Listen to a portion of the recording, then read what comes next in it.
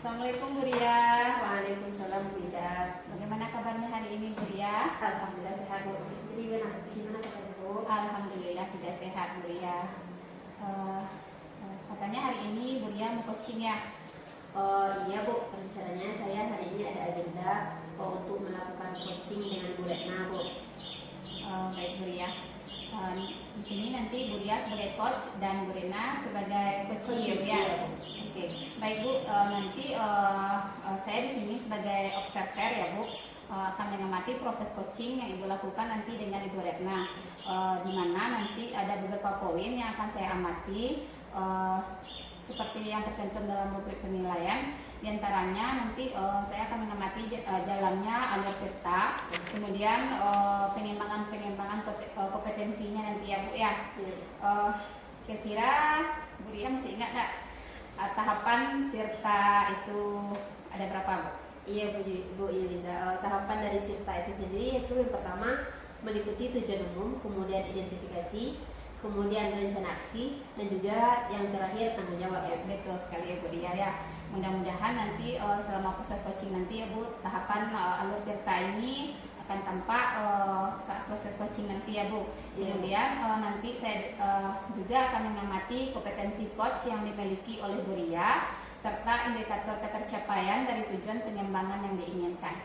Iya Bu Liza, mudah-mudahan saya bisa melaksanakan coaching ini dengan baik dan juga dapat memenuhi semua kriteria dari rubrik penilaian itu sendiri. Oke, terima kasih ya Bu Ria ya. Iya Bu. Sebelum kita melanjutkan ke proses coaching nih Bu ya, ada beberapa pertanyaan yang ingin saya tanyakan kepada Ibu Ria ya. Iya. Baik Bu. Yang pertama nih Bu Ria ya, kompetensi coaching apa yang ingin Bu Ria kembangkan dari coaching kali ini Bu Ria? Iya Bu, di sini saya ingin mengembangkan kompetensi coaching yaitu ada 3 hal ya Bu. Yang pertama kehadiran penuh, yang kedua mendengarkan aktif, dan juga yang ketiga mengajukan pertanyaan yang berbobot. Jadi ada 3 kompetensi coach yang akan Bu Ria kembangkan ya Bu, yaitu kehadiran penuh, mendengarkan aktif, serta mengajukan pertanyaan yang berbobot. Baik Bu Ria. Kemudian dari 3 kompetensi tersebut, kira-kira kompetensi mana yang secara spesifik ingin diobservasi oleh saya? Kompetensi yang ingin saya kembangkan secara spesifik yaitu mengajukan pertanyaan yang berbobot Bu. Jadi Bu Ria akan mengembangkan kompetensi mengajukan pertanyaan berbobot ya Bu? Iya betul. Baik Bu Ria, menurut Bu Ria, kira-kira apa indikator pencapaian kompetensi pada mengajukan pertanyaan yang berbobot ini Bu Ria? Seperti apa yang Bu Ria inginkan? Harapan saya dengan mengembangkan kompetensi mengajukan pertanyaan yang berbobot itu bisa mengarahkan coachee untuk bisa mendapatkan solusi dari permasalahan yang sedang dihadapi oleh si coachee tersebut Bu. Kemudian bisa memunculkan ide-ide baru ataupun gagasan-gagasan nantinya dari si coachee sehingga permasalahan yang dihadapi itu bisa diselesaikan dengan baik gitu Bu. Oke, jadi Bu Ria ingin coachee nantinya memunculkan ide-ide baru serta menemukan solusi dari permasalahan coaching tersebut ya Bu. Iya betul. Baik Bu Ria, selanjutnya saya serahkan kepada Bu Ria dan Bu Retna untuk melaksanakan proses coaching ini ya Bu. Iya baik. Saya izin ya Bu untuk tetap di sini menemani Ibu selama proses coaching nanti ya Bu. Iya baik. Bu. Ya Bu, sama-sama Bu. Assalamualaikum Bu Ria. Salam Bu Retna, silakan duduk. Terima kasih Bu. Iya, nah gimana kabarnya hari ini Bu Retna? Alhamdulillah sehat Bu. Kabarnya. Alhamdulillah ya Bu. Nah hari ini kita akan melakukan coaching ya Bu. Iya. Nah kira-kira ada cerita apa ya Bu dari Bu Retna ini? Saya lihat kok kurang bersemangat. Kira-kira kenapa ini? Iya nih Bu. Kelas saya itu menjadi keresahan bagi saya Bu. Kelas saya itu Bu. Jadi kelas saya itu benar-benar gaduh gitu Bu. Jadi yang murid-murid saya itu banyaknya ngobrol, banyaknya cerita dengan temannya, jadi tidak fokus sama pembelajaran yang saya berikan. Berarti di dalam pembelajaran Bu Retna itu anak-anaknya kurang fokus. Iya Bu. Sering gaduh ya Bu. Iya. Nah jadi dari percakapan kita ini nantinya apa yang menjadi harapan dari Bu Retna itu sendiri? Iya Bu, dari percakapan kita ini saya berharap Bu menemukan sebuah solusi gitu Bu, agar siswa yang saya miliki tadi kembali tenang dan kelas saya menjadi kondusif, Bu. Kemudian saya ingin kelas saya itu menyenangkan dan tidak terjadi lagi kegaduhan di dalam kelas saya. Oh, jadi begitu ya, Bu. Nah, menurut Bu Retna ini kira-kira apa yang membuat siswa Ibu berperilaku seperti hal yang Ibu sampaikan tadi, Bu? Kenapa mereka gaduh dan juga mengganggu temannya di kelas? Kira-kira kenapa? Mungkin, Bu, metode yang saya terapkan selama pembelajaran itu kurang menyenangkan mungkin bagi mereka, Bu. Karena saya sering atau sebagian besar pembelajaran yang saya berikan, saya memakai metode ceramah, Bu. Presentasi ke depan, menyuruh anak ke depan kelas, dan sehingga anak-anak yang pandai akan terus maju ke depan kelas. Anak-anak yang tidak pandai tetap di belakang, Bu. Jadi kebanyakan yang pendiam tetap juga diam. Jadi kalau itu selama ini saya kerjakan, Bu. Mungkin itu yang menyebabkan kelas saya tidak kondusif. Oh, betul, Bu. Nah, anak-anak yang pandai memang cepat selesai dalam mengerjakan tugas ya, Bu. Itu mereka cenderung anak-anak yang aktif dan tidak bisa diam, gitu ya, Bu. Sehingga ketika tidak ada tugas yang dikerjakan, mungkin mereka mencari kegiatan yang lain ya, Bu. Nah, itu sebabnya mengakibatkan kegaduhan di lokal Ibu. Iya, Bu. Nah, kalau seperti itu, kira-kira apa yang bisa membuat siswa Ibu kembali fokus dan bisa mengikuti pembelajaran dengan kondusif? Oh iya, Bu. Menurut saya mungkin saya harus merubah metode pembelajaran saya, Bu. Jadi dengan kegiatan kelompok, mungkin dari kegiatan kelompok, jika ada kelompok yang memiliki siswa yang ahli di situ, begitu juga, Bu. Sehingga pada saat kelompok saya bentuk sebuah kelompok itu, siswa menjadi aktif di situ, memiliki peran masing-masing anggota kelompoknya. Jadi dengan begitu, Bu, siswa tersebut mungkin akan aktif dari semuanya, Bu. Jadi tidak ada terpisahkan siswa yang pandai dengan yang tidak pandai, Bu. Dengan tutor sebaya juga, Bu, mungkin akan membuat kelas saya lebih kondusif gitu, Bu. Iya, Bu. Kalau itu saya sangat setuju dengan Bu Rena, karena dengan menggunakan model tutor teman sebaya itu bisa meminimalisir kegaduhan yang dibuat oleh anak tersebut ya, Bu, sehingga kelas bisa kondusif. Begitu ya, Bu? Iya, Bu. Nah, jadi tadi Bu Rena mengatakan bahwa menurut pandangan Ibu, anak-anak yang pintar tadi tidak bisa diam ya, Bu? Iya. Nah, kira-kira apa yang membuat Bu Retna berpikiran bahwa anak-anak pintar tersebut tidak bisa diam gitu, Bu? Iya, Bu, karena saya membuat asesmen dari kelas saya bahwa anak-anak di kelas saya ini banyak anak yang kinestetik gitu, Bu. Jadi anak yang memiliki keterampilan bergerak dan untuk memunculkan ide-idenya dia tidak bisa diam gitu, Bu. Jadi ketika tidak ada pekerjaan yang menuntut mereka untuk bergerak, Bu, mereka akan mencari kegiatan lain. Jadi bisa juga nantinya dia akan mengganggu temannya gitu. Iya, betul sekali, Bu Rena. Memang anak yang kinestetik ini cenderung tidak bisa diam ya, Bu. Mereka akan terus mencari kegiatan yang lain ketika pekerjaan yang lainnya sudah selesai ya, Bu. Dan juga bisa jadi kegiatan yang dipilih ini bernuansa positif ataupun negatif yang termasuk mengganggu dari temannya itu sendiri ya, Bu. Iya, benar, Bu. Ya, Bu, malah teman-temannya juga ikut jadinya, Bu, membuat kegaduhan dan lupa akan tugasnya yang belum selesai gitu, Bu. Oh gitu. Nah, ya, Bu. Jadi menurut Bu Retna, kira-kira pembelajaran yang dilakukan Ibu sendiri itu seperti apa sehingga anak-anak tidak sama gitu? Anak-anak ini tidak sama dan ada yang cepat selesai duluan, ada yang sangat lama sekali, gitu, Bu? Iya, Bu. Jadi selama ini pembelajaran yang saya lakukan, Bu, sebenarnya biasa saja, Bu. Saya menjelaskan materi, kemudian saya mengajak diskusi, saya juga memberikan kesempatan anak untuk maju presentasi. Mungkin karena sering maju presentasi, selalu saya tunjuk anak-anak yang pandai saja, Bu. Jadi anak-anak yang pandai, semakin pandai dan kurang pandai menjadi takut untuk maju ke depan presentasi, Bu.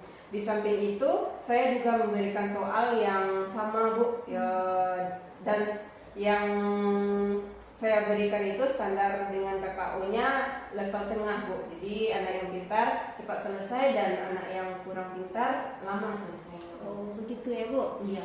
Nah memang betul tuh, Bu, kegiatan Bu Retna nanti seperti diskusi dan juga presentasi itu sebenarnya sudah baik ya, Bu. Namun masih kurang efektif karena yang tampil ke depan itu hanya anak yang pandai saja ya, Bu. Iya. Nah kemudian ketika membuat tugas, KKO yang Bu tampilkan di level tengah dan kurang berdiferensiasi dalam levelnya ya, Bu. Iya. Eh, se- Sebenarnya Bu, saya juga sudah menggunakan sumber belajar berupa buku paket Bu. Sudah juga melihat link-link pembelajaran dari YouTube. Selain itu saya juga menggunakan LKS yang berisi materi dan juga soal-soal latihan yang bisa mempermudah saya menguasai materi. Tapi anak-anak tingkat pemahamannya masih jauh berbeda Bu. Ya, saya setuju Bu. Itu sangat bagus sekali Bu Rena. Nah, selain dari sumber belajar yang tadi, adakah solusi ataupun ide-ide lain yang bisa Bu Retna munculkan dalam mengatasi masalah ini kira-kira? Eh, iya Bu, solusinya mungkin saya akan menuntun anak yang pintar tersebut untuk bisa menjadi tutor mungkin Bu. Tutor teman-temannya. Jadi apabila anak itu sudah selesai mengerjakan, dia akan membagikan kepada temannya menjadi tutor bagi teman-temannya. Saya juga akan membuat media pembelajaran yang lebih menarik dan alat peraga Bu. Jadi saya merancang pembelajaran yang mengasihkan dengan menggunakan sumber belajar yang beragam Bu, seperti video dan juga video di YouTube, video TikTok dan lainnya Bu. Kemudian yang kedua saya akan memberikan tugas tidak terlalu banyak Bu. Jadi itu untuk memperkecil kemungkinan anak yang kurang pandai lambat mengerjakan tugasnya Bu. Sehingga murid tidak terkesan terpaksa Bu, tetapi mereka memang senang mengerjakan tugas yang saya berikan Bu. Misalnya menggunakan dalam bentuk drama, lagu, puisi, pantun, dan mungkin laporan digital juga. Wah, bagus sekali ya Bu Retna, saya sangat setuju dengan Ibu. Nah, untuk strateginya, kira-kira strategi apa yang akan Bu Retna gunakan untuk mengembalikan siswa Ibu itu bisa kondusif dalam belajar Bu? Mungkin strategi yang akan saya kerjakan Bu, saya akan memberikan tuntunan kepada anak yang pintar supaya bisa menjadi tutor sebayanya. Kemudian saya akan menyiapkan serta memberikan kebebasan anak Bu untuk memilih sumber belajar yang mereka inginkan, serta menggunakan media pembelajaran yang menyenangkan. Saya juga akan membuat kesepakatan belajar Bu. Jadi kesepakatan belajar bersama siswa nantinya saya akan bertanya kira-kira pembelajaran seperti apa yang diinginkannya. Bagus sekali Bu, saya sangat setuju dengan Ibu dan memang betul ya Bu, pembelajaran itu harus berpihak kepada siswa sehingga pembelajaran itu juga bisa sebisa mungkin menyenangkan bagi siswanya gitu. Nah, kira-kira kapan strategi Ibu ini akan Ibu laksanakan? Pastinya Bu, secepatnya akan saya laksanakan Bu.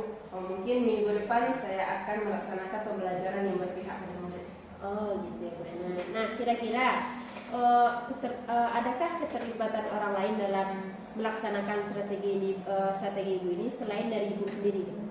Pasti Bu, pasti saya akan mengajak orang lain untuk terlibat. Saya akan meminta bantuan teman saya Bu yang ahli dalam membuat media pembelajaran yang menarik. Saya akan berkolaborasi Bu dengan rekan-rekan sejawat saya, rekan-rekan guru terkait dengan teknik-teknik penguasaan kelas, apalagi murid-murid saya ini sangat beragam. Iya betul, baik sekali Bu Retna. Dengan adanya kolaborasi dan juga bertukar pikiran bisa menambah kekuatan bagi Bu Retna nantinya ke depannya Bu. Nah, kira-kira menurut Bu Retna untuk target pencapaian keberhasilannya seperti apa Bu Retna?